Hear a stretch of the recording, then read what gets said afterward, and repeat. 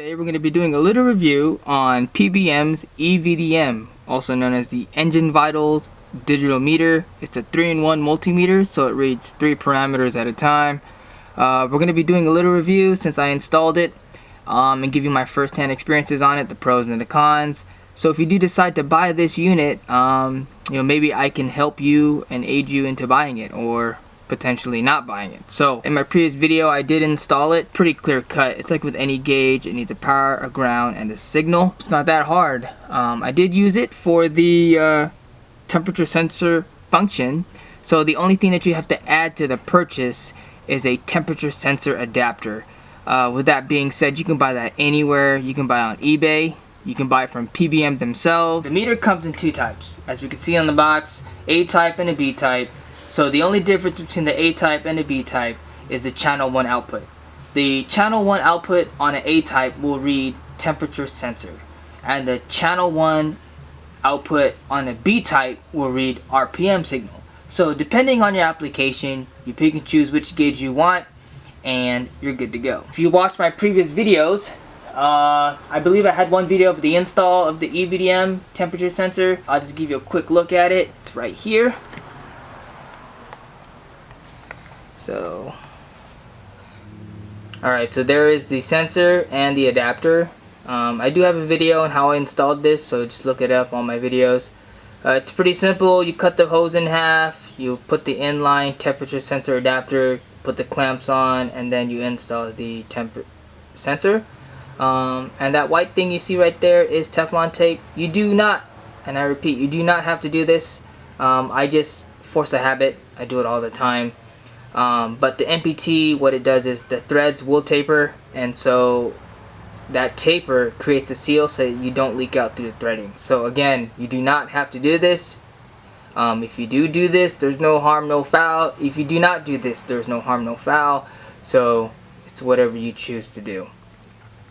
Right, so right now the car is turned on to accessories. It's not running. Let me turn the turbo timer off so you can see it. So there it is. Sorry for the glare.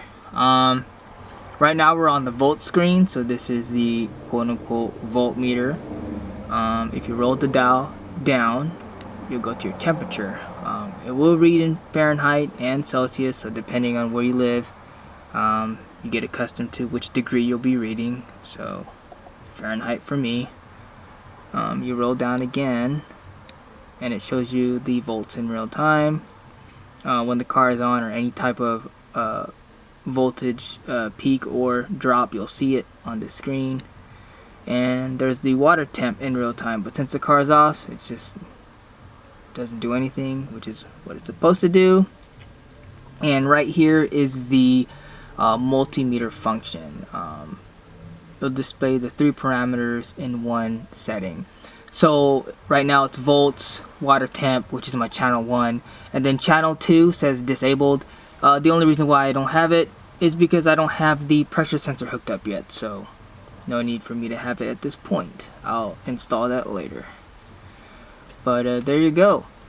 The pros on it, it's a nice, well displayed screen. Colors are lively. It shows fairly well in both the sunlight and when it's dark. I mean, primarily the sunlight is what we really want, but it reads pretty bright, in the sun. I mean, I guess you gotta take into effect that there's got this shade part here, but it does have 10 settings for brightness. Right now mine's set to 5, so this thing can get pretty bright. Cons about it is that like I said, the interface is really small.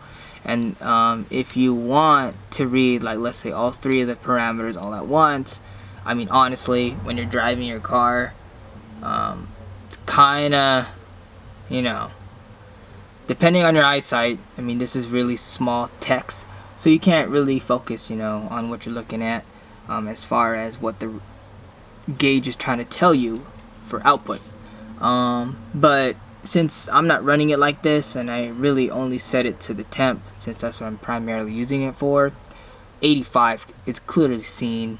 So at that point, there's no con. The setup's fairly easy. It walks you right through it. I think on the manual, when you turn on the car, you'll hold the button for 3 seconds, and then you'll be able to do the walkthrough. So I'll just do that right now. So car's on, you just hold the button for 3 seconds and it brings you to the function. So channel 1 is at water temp, which is what I set it to. You click it and then it says water temp high.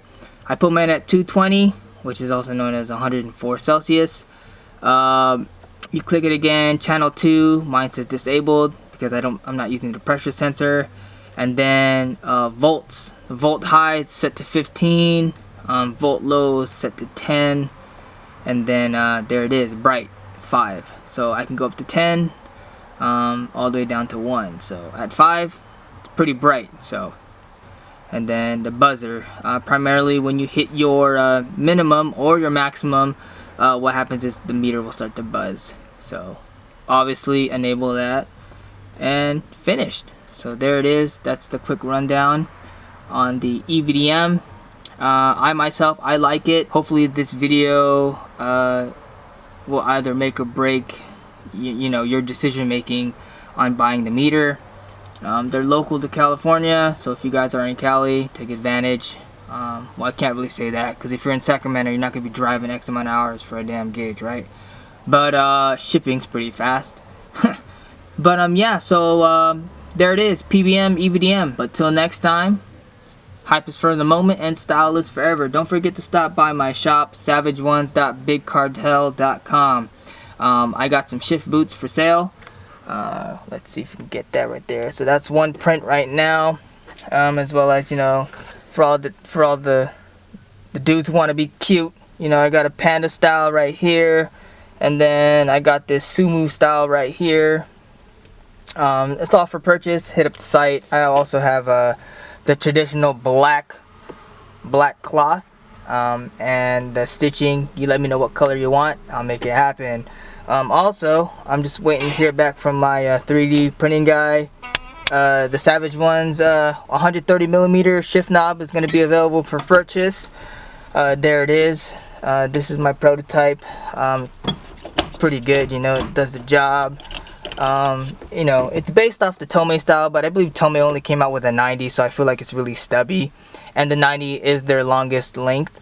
So at 130, I feel like it's easy to maneuver, you know, as far as, like, let's say if you had like what is that, like a hydro, you know, it's right here, and then your shifter, you know, hydro, shifter, e-brake, shifter. So 130 is a pretty good length. No, I will not come out with the dildo knobs. I just feel like those are obnoxious, and it really just downplays the performance aspect of your shifter. So if you have like a short shifter, I do have a B&M in here. I mean, I really feel like, you know, grabbing onto this, you know, long knob, it doesn't make any sense. So I feel 130 is fairly fair for length. It's pretty good. You know, it does the job.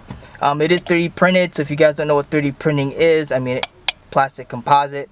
So this thing weighs close to nothing, so it's not like a weighted shift knob as far as that goes. But you know, it's a cheap alternative. So if you want to cop one, I got 10 coming on the way. Just let me know. Color wise, it's only going to be coming in black for now. And if I do get a lot of hits, I believe I do have like a gray style, and also a white. But you know, white's kind of oddball, gets dirty fast. Gray's kind of cool, but then again, for us all black interior guys, fuzzy, man. You know, black's the way to go. So with that being said, deuces.